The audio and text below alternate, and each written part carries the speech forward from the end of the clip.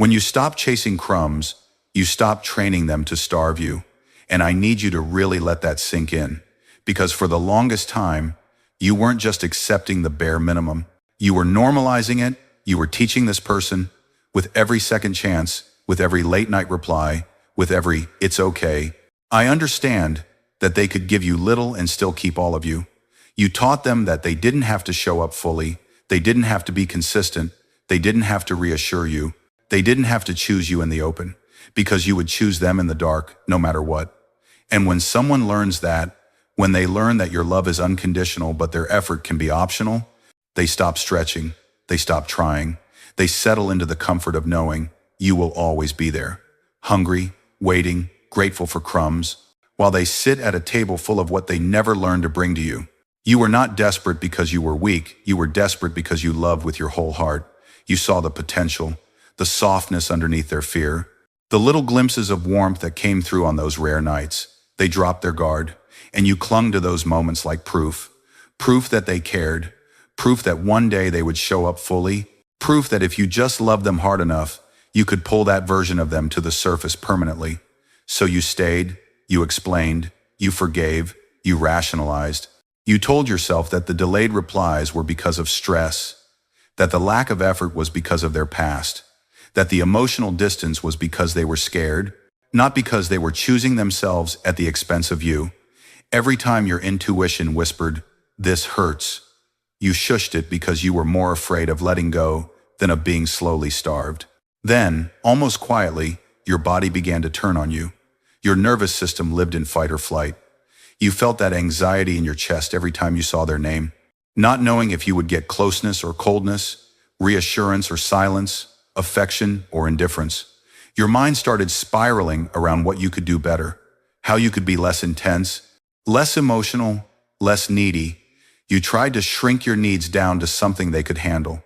You tried to act cool when every inch of you was screaming for something more. And this is what chasing crumbs does to you. It makes you believe that your hunger is the problem, not the lack of food. It convinces you that wanting consistency, communication, and care is asking too much, when in reality, accepting less than that is what's costing you your peace.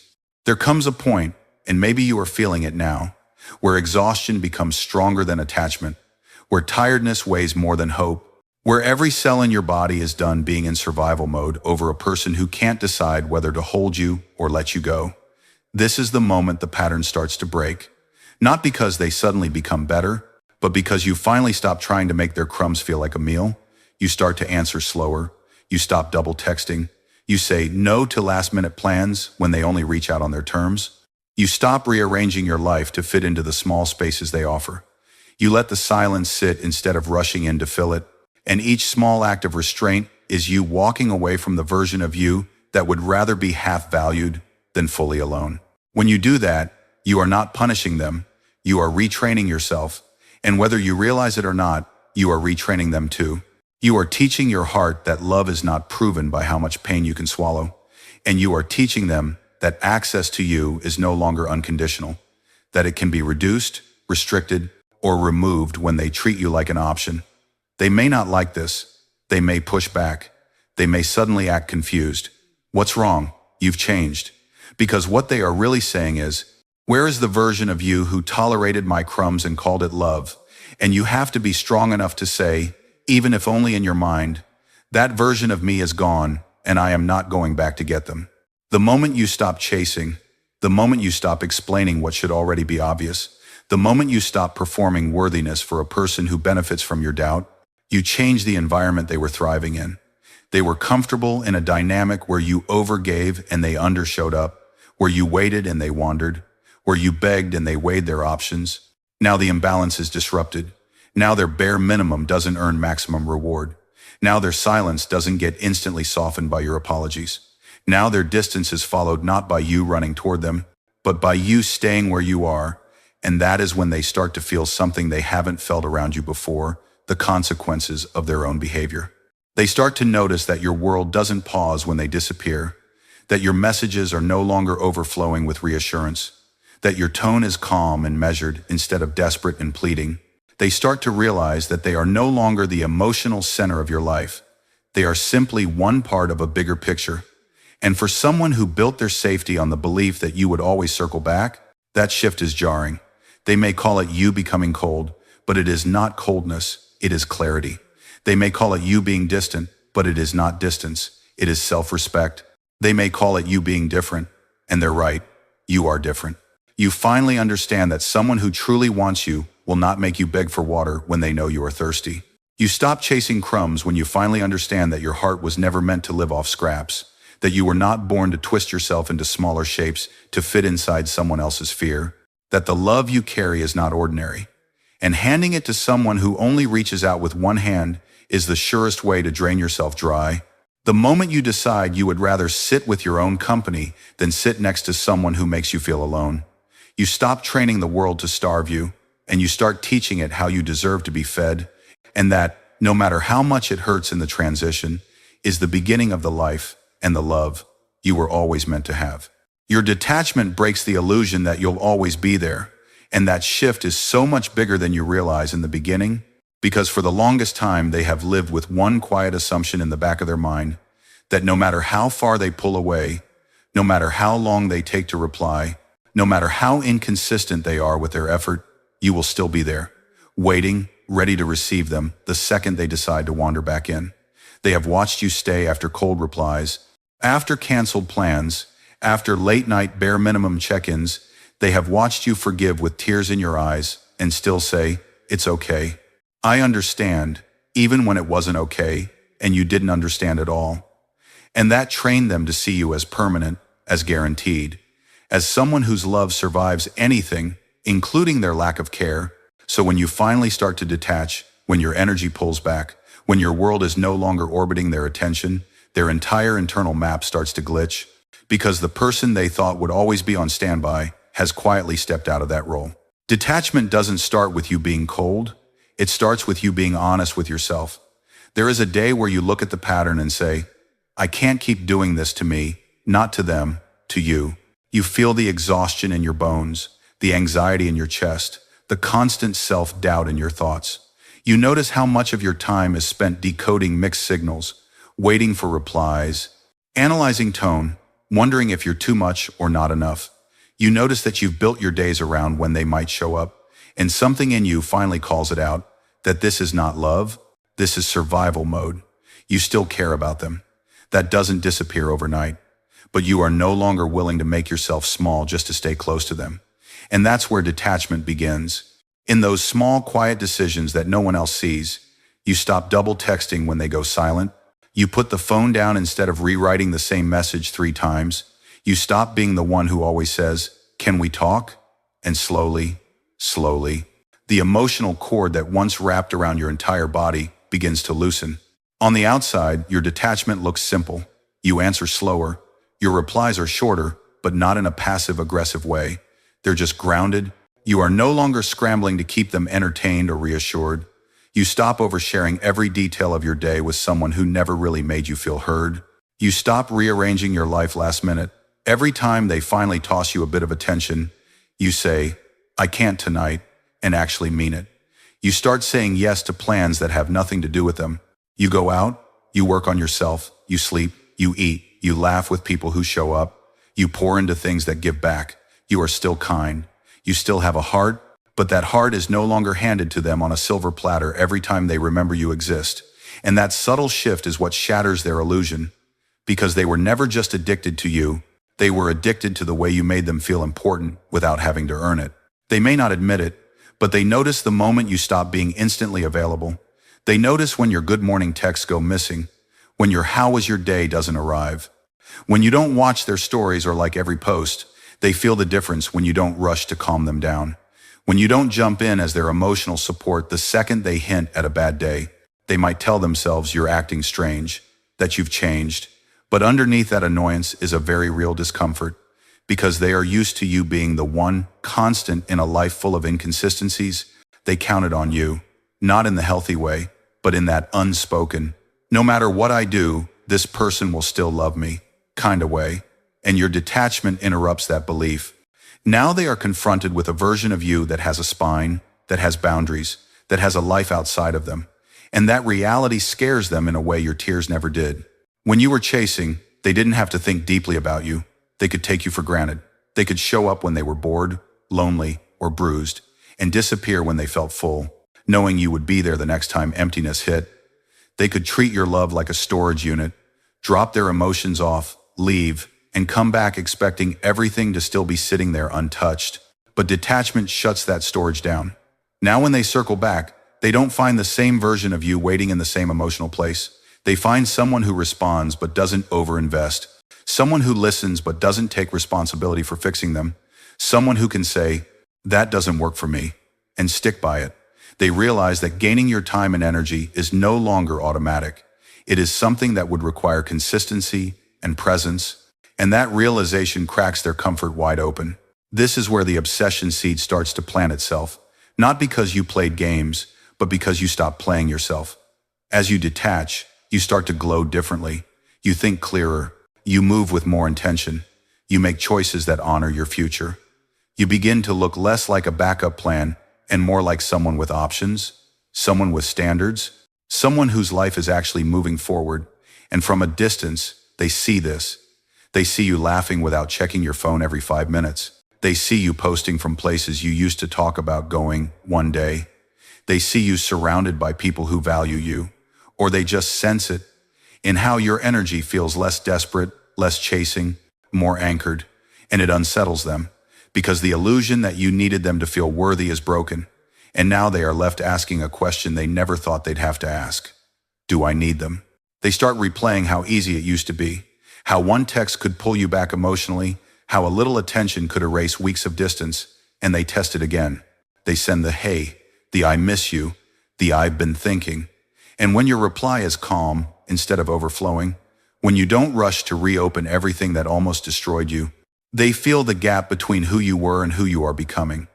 That gap is where their illusion dies and their obsession begins, because people become obsessed with what they can no longer control, what they can no longer easily access, what they thought would never leave and quietly decided to walk away. And your detachment is not cruelty.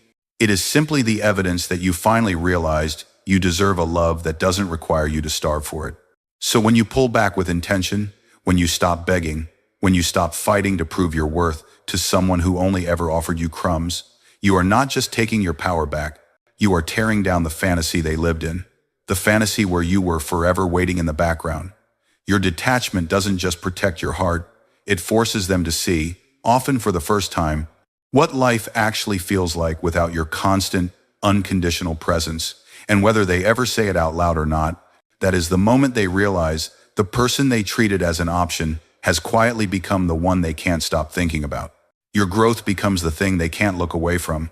And it doesn't start with some big dramatic glow-up. It starts with small, quiet choices that you make on nights when no one is watching.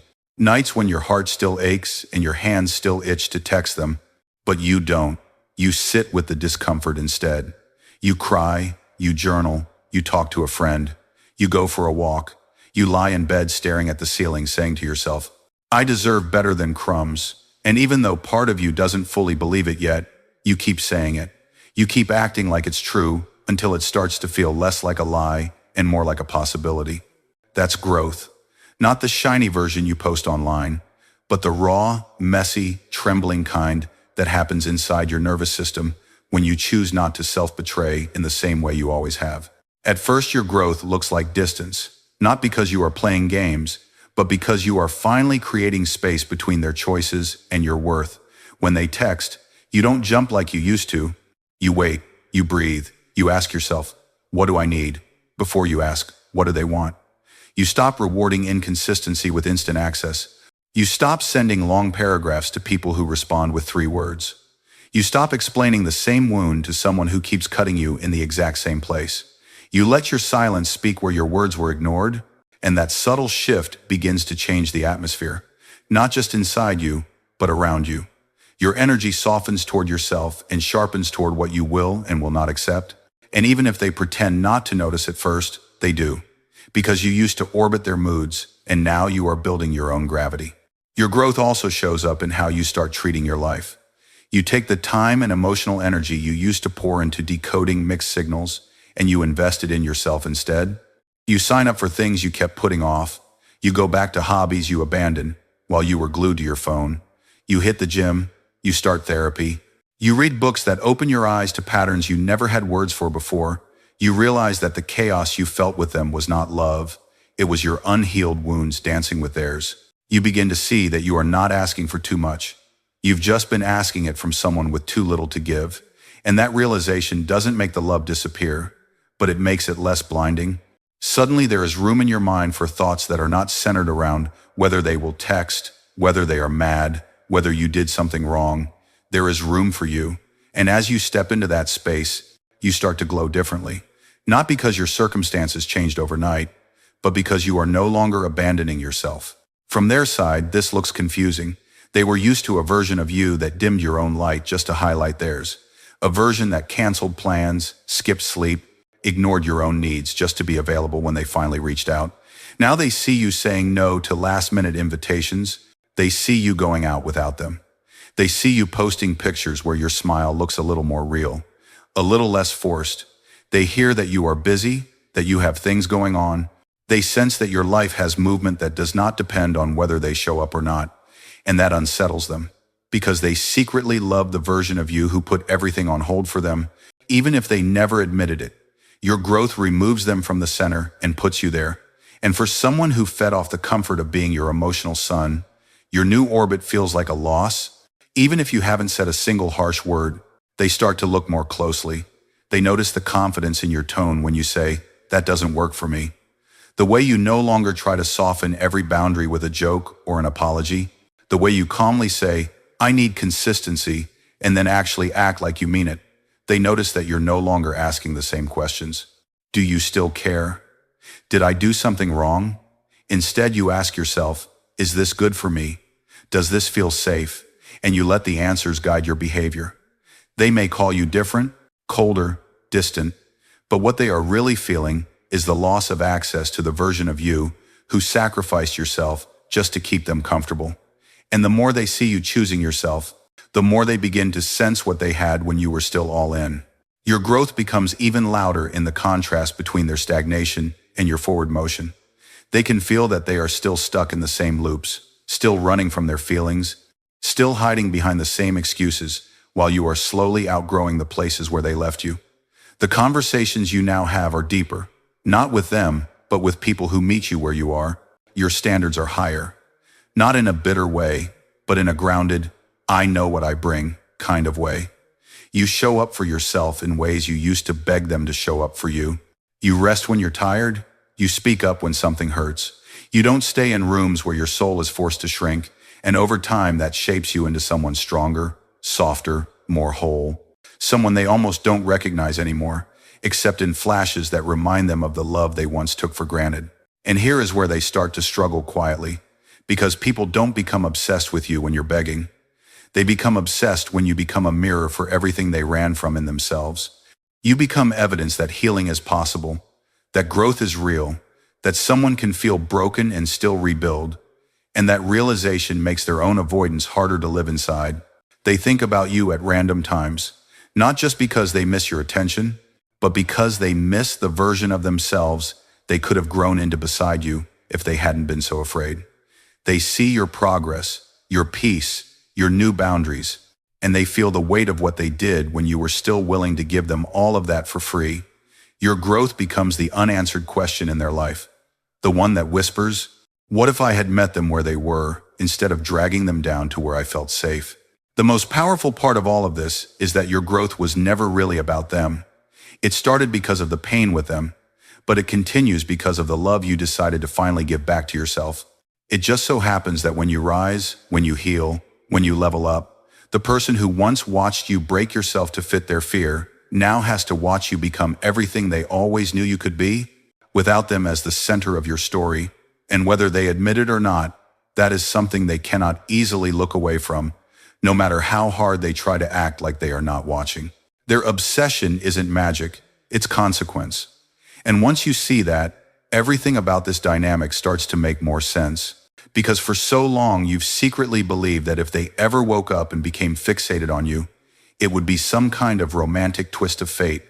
Like one day they just realize out of nowhere that you were the one. But that's not how this works. What actually happens is much more grounded, much more human, and honestly, much more in your control than you think. The person who only gave you crumbs doesn't suddenly become obsessed because you cast a spell. They become obsessed because reality finally catches up with them. Their behavior finally catches up with them, and your healing finally catches up with you. For a long time, they lived in a world where your love had no visible limit.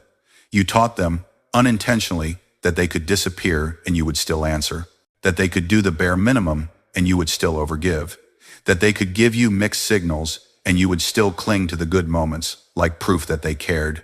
So there were no consequences. There was no cost to their half-heartedness. And when there is no cost, there is no urgency to change. The consequence begins the moment you start changing your response, not to manipulate them, but to protect you. You stop chasing. You stop explaining what they already know. You stop trying to convince them of your worth. And you stop rewarding their crumbs like they're a feast. And that is where the ground under their feet shifts, because suddenly their usual moves don't work the way they used to. The silence that once brought you running now stretches out with no rescue from your side. The lazy hey that once triggered paragraphs from you now gets a simple, measured reply or none at all. The disappearing act that used to end with you apologizing for being too much now ends with you quietly moving on with your life. You didn't cast magic. You just stopped cushioning their choices. You stopped shielding them from the full impact of how their behavior actually feels. You allowed cause and effect back into the relationship, and that is what they are reacting to. Their growing fixation is a direct result of watching their old version of you vanish. They were obsessed for years with the idea that they could keep you on a shelf, safe, available, waiting, and still live however they wanted. And now that shelf is empty, that option is gone. The emotional safety net they took for granted has been rolled up, and that is a shock to their system. Because you were never just a person in their life. You were a resource, a source of validation, comfort, admiration, and emotional labor. You were security wrapped in a human body, and they never let themselves fully admit how much they were leaning on that. They told themselves stories like, "I don't need anyone. It's not that deep. They care more than I do." But the second you stopped centering them, the second your energy shifted, those stories started to crumble. And now they are left with a truth that won't go away, that they were getting something real and rare from you while giving very little in return. Obsession grows in the space between what they had and what they lost. They start replaying memories not because the universe sprinkled magic dust on them, but because their mind is trying to reconcile the gap between the way you used to show up and the way you show up now.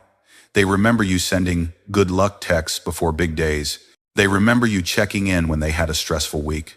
They remember the way your eyes lit up when they walked into a room, the way you made even their broken parts feel like they had value. They remember the softness in your voice when everyone else was hard on them. They remember that even when you were angry, you still cared.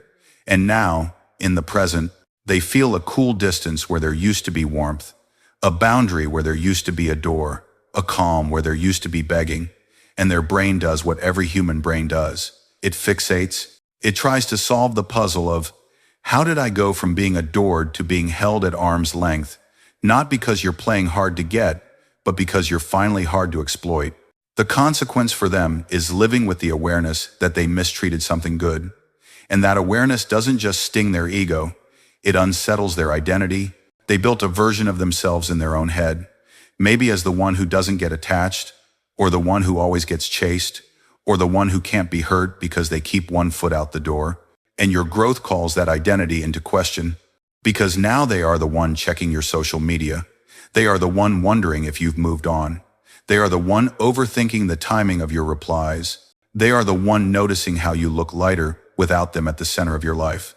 Their obsession is simply the flip side of the coin they were so comfortable tossing when they thought it only ever landed in their favor. Now they are forced to watch you become exactly who they always hoped you wouldn't. Someone who knows their own worth and isn't willing to live on emotional scraps anymore.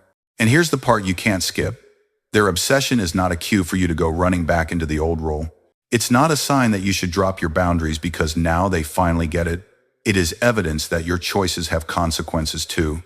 That when you decide to stop feeding a dynamic that starves you, the other person feels that loss. That when you respect yourself, people who benefited from your lack of self-respect are going to feel discomfort, longing, confusion. sometimes even panic, but that doesn't mean you owe them access to the old version of you. The point is not to make them suffer. The point is to finally stop making yourself suffer just to keep them comfortable. If they are truly willing to grow, if their obsession transforms into accountability, into effort, into change over time, you will see that clearly. Their actions will show it without you having to sacrifice your standards. If it stays as fixation with no growth, that's your confirmation that this is just consequence, not transformation. So no, it's not magic. It's not fate suddenly waking them up in the middle of the night and whispering your name. It's the result of every moment you chose not to abandon yourself, every boundary you held when it would have been easier to collapse. Every night you sat with the ache instead of sending, "I miss you," to someone who made you feel disposable. You are not powerful because someone is obsessed with you now. You were always powerful. Their obsession is just the delayed reaction to a truth that finally landed, that the person they once fed crumbs to has outgrown their table and is no longer hungry for the kind of love that leaves them empty.